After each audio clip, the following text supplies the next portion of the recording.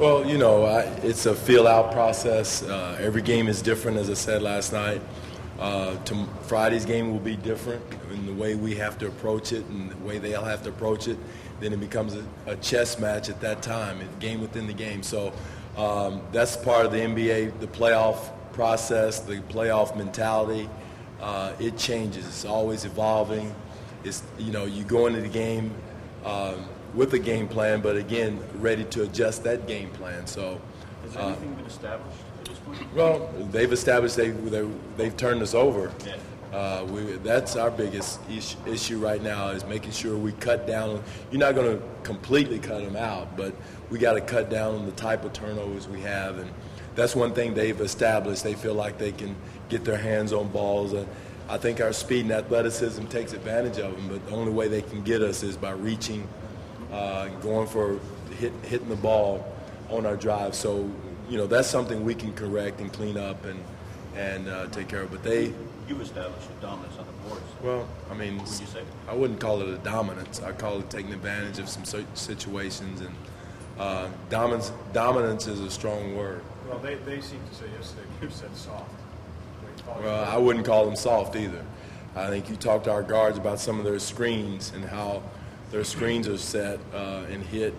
They would argue that word also. But I'm sure he's just trying to get his troops fired up by calling them soft and, trying to get them, ready to go in Brooklyn. Dwane, don't you think that? No, just pointing out some things we need to do, adjusting wise, and what we needed to do better defensively. What do we needed to do better offensively? Our guys have had the resolve of, coming back in the second half if we're down and kind of getting ready to go. We got to do a little bit better starts of coming out in the third quarter, get our energy level up out of the locker room in the third quarter, and not wait to the fourth quarter. We are the top fourth quarter team in the league, but we can't wait till the fourth quarter in the playoffs. We got to come out hard charging out of the locker room. Demar was obviously exceptional in the fourth quarter, but early on in the game, what are some things he's going to have to clean up, particularly defensively? Well, again, Demar's got a handful. He's got one of the hardest guys to guard in the league, one-on-one, in Joe Johnson. There's some things he can do to help himself, and also two things we can do to help him. So it's a team defense. It's just not DeMar guarding Joe Johnson or DeMar guarding whoever. It's team. It's a team defense. So everybody's got to do their part. Everybody has a job to do in every situation. But in terms of his expression when he hits those clutch shots and those slam dunks, what do you think when you see that? What does that show you? Well, that's what he does. I mean, he's an athletic, very dynamic wing player that makes plays like that. And, as Paul Pierce said last week, that's what he does. That's what Demar DeRozan does. And, and when he's in attack mode, he can do that. Again, we got to continue to do that. Not only DeMar, we got to continue to draw and kick, continue to attack the paint, and continue to attack their feet in transition and make good decisions. Again, with the attacking also comes responsibility and not turning it over. We had 21, and that's way too many. And Dwane, you kind of learn to trust and live and die with not only the shots he makes, but the shots he takes, which are tough shots. Well, no, that's what he does. I mean, those shots he takes are not, I think they're good shots for him. You're probably not going to be able to get to the rim every time against this team because they do a great job of packing the paint.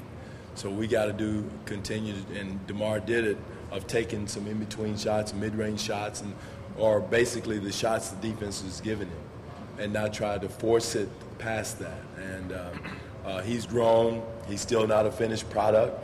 I think he was just seeing the beginning of a star becoming a guy becoming a star. Can you do that to DeRozan's face? Huh? Can you do that to DeRozan's face? I don't know what you're talking about. Kyle said earlier when he was here that he's never been on a team like this with a locker room that seems the chemistry being what it is, the players getting along the way they do. Right. Around I think on a team with a lot of places. I think these guys been through so much, Steve, together. I think that helps them bond together. I think, all the guys, we all have young kids that are kind of growing up together. That's a bond. Everybody not, doubting us all over the league, not giving us the due respect, and us being a young team helps guys bond together. We're all fighting for something. I've been, we're all the guys have been fighting here for 3 years now. Demar, Amir, Kyle last year. So I think that bonds you together, when your back is against the wall. Because, again, there's nobody in the league that gives us a chance against a veteran championship-laden team as Brooklyn, except ourselves. You know as well as anyone that one guy in a locker room can mess up. If you mess up, No question. You have the wrong guy. Right, no question. All those elements that you talked about. Chemistry is a funny thing. You know it when you got it, but it's so easy to lose. I mean, it's hard to put your finger on it, but I think we have good chemistry, the right pieces, right guys, right personalities in the locker room. So when it's messed up. And like you said, one guy, it could be a equipment guy, it could be an assistant equipment guy, it could be a media guy. But anybody in that locker room could mess it up. It just doesn't have to be a player. It could be a coach. It could be an assistant coach. I've seen that happen. That you may be saying the wrong thing to the players, and wrong thing at the right time could mess up the whole chemistry. So we're fortunate that we don't have that. We got a solid locker room, solid traveling party, from front office on down to the equipment manager. You can just name Lumba next time. I didn't want to call names out, Eric, but you know how some people are. Dwane, you said it wasn't dominance. Last night was pretty close to it on the backboards. I mean, they don't have anybody with more offensive rebounds than your point guard. Right. I mean, Well, I'm still not going to use the word dominant, Okay. Fred. That's a strong word. Okay. I have a disdain for that word because dominance means Bill Russell's 13 or how many championships he's got or Wilt's. What's the approach? Well- They've been saying they're going with a small lineup. Well, I mean, they've done a great job. Look at their record since they went to that philosophy. But there's things that you give up in certain areas, and we give up when we're big. So it's a give and take. We try to minimize how much they take with their small lineup and how much we give up with our large lineup. So there are things that we do give up. At what point does the coach say, okay, we're going big, it's not working, let's go small, and vice versa? If I'm Jason Kidd, you got to look at what got you there. I mean, I'm not coaching their locker room, and I'm more worried about our guys cutting down on the turnovers. Coach, you said yesterday that you were just focused on the court during the game. You don't let anything else get in the way. Do you have to do anything to your players to prepare them for a hostile playoff environment, or are they just used to it from their background? It's going to be a new frontier. I mean, again, we've been a good road team in hostile situations, hostile gyms. Our guys have responded. Again, they have to probably flip our home crowd to Brooklyn. But I guarantee our home crowd has been fantastic. Second to none. I've been in championship games,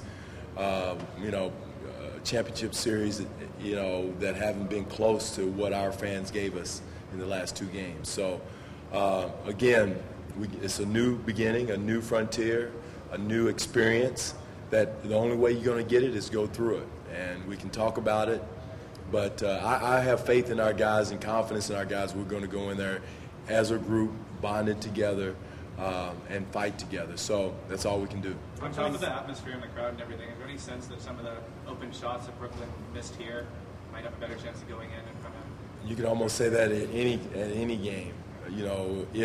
If they make those shots, and we could say the same thing about turning it over. Some of the turnovers, if we didn't have as many turnovers. So, we got to continue to do what we are doing defensively, trying to take away the things we need to defensively, and probably going to give up something somewhere else. But we got to continue our defensive focus in the areas where we are. What does the Amir Patterson lineup allow you to do defensively? Guard their guys, try to make them miss. Not to put words on your mouth. your mouth. They're versatile, they're quick. It seems like they can switch. Is that different than with other lineups? Still, we have to make a miss. Whatever they do as far as guarding their position, whether it's switching, showing, whatever they're doing, that we got to make a miss.